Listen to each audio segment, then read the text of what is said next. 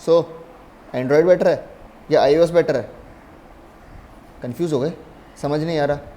फिर से एक डिबेट हो जाएगी कि कौन सा बेटर है। नहीं आईफोन बेटर है, नहीं एंड्रॉयड बेटर है। मैं डिबेट करने नहीं आया। मैं किसी भी सॉफ्टवेयर को कंपेयर नहीं कर रहा हूँ, बिकॉज दोनों ही ऑपरेटिंग सिस्टम है, अपनी अपनी जगह पे दोनों ही अच्छे हैं।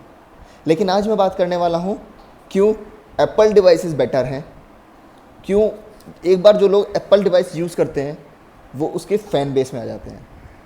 So welcome back to MBS tech trio.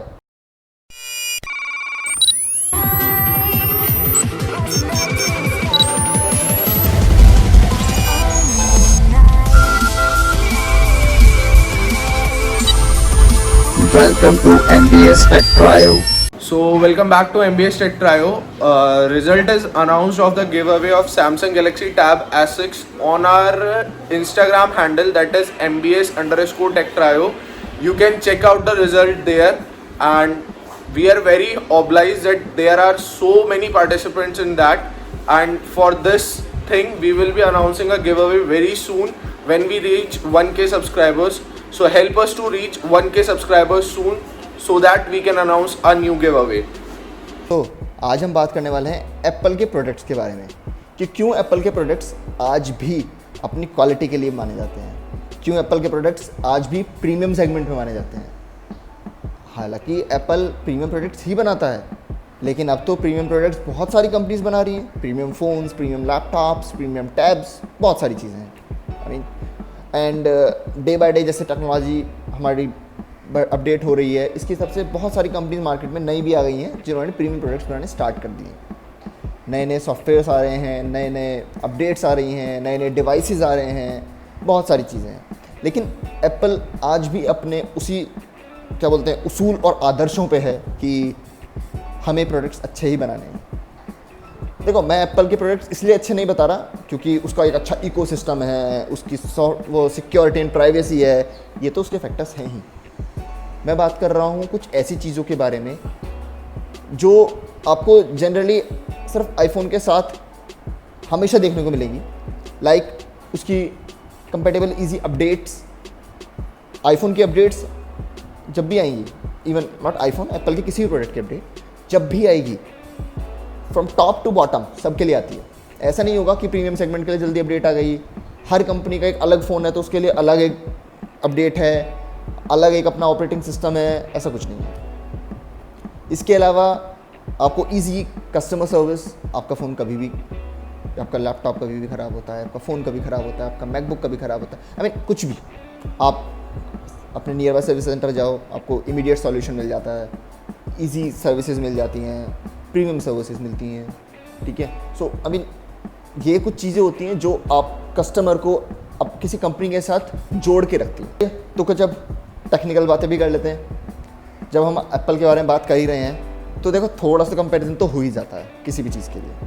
अगर मैं बात करता हूँ एप्पल के प्रोडक्ट्स के बारे में, तो एप्पल के प्रोडक्ट्स आपने नोटिस करा होगा थोड़े फास्ट होते हैं। क्या कभी ने नोटिस करा किसी ने कि उसके प्रोडक्ट फास्ट क्यों हैं, कैसे फास्ट है?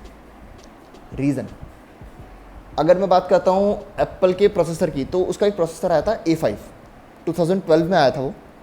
एंड उस टाइम वही एक टाइम था जिस टाइम पे बहुत सारे चाइनीज़ कंपनीज भी मार्केट में आ रही थी, बहुत सारी रैम्स लेके कि मेरे फ़ोन के अंदर 6 GB रैम, 4 GB रैम। मतलब उस टाइम पे हमारे लिए रैम का गेम बहुत इंपॉर्टेंट लगता था कि मतलब इसमें रैम ज़्यादा है तो ये तो फ़ोन फास्ट हो।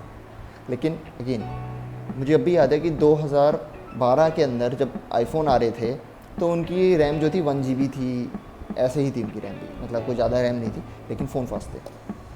एंड अगर मैं बात करता हूँ अभी कुछ टाइम पहले की, तो जब आईफोन 6 आया था तो उस टाइम पे आईफोन ने लॉन्च किया था अपना A8 processor, A8 chip.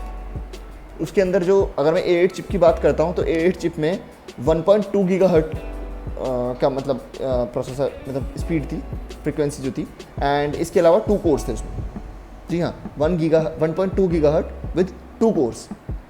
And उसी टाइम पे स्नैपड्रैगन भी मार्केट में लॉन्च हुआ था, स्नैपड्रैगन 805, जिसके अंदर 2.7 गीगाहर्ट्ज़ का फ्रीक्वेंसी थी और वो आ रहा था 4 कोर्स के साथ। लेकिन at that point of time as well उसके अंदर भी जो आईफोन की स्पीड थी वो उसको मात देगी।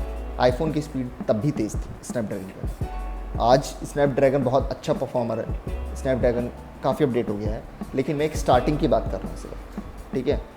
तो अब मैं बात करता हूँ कि यार एक तरफ 8 बायोनिक चिप है, एक तरफ स्नैपड्रैगन 805 है। 8 बायोनिक चिप के अंदर 1.2 गीगाहर्ट्ज़ का स्पीड फ्रिक्वेंसी मिल जाती है और इसके अंदर 2.7 गीगाहर्ट्ज़ की फ्रिक्वेंसी, फिर भी A8 फास्टर है देन स्नैपड्रैगन। वाई?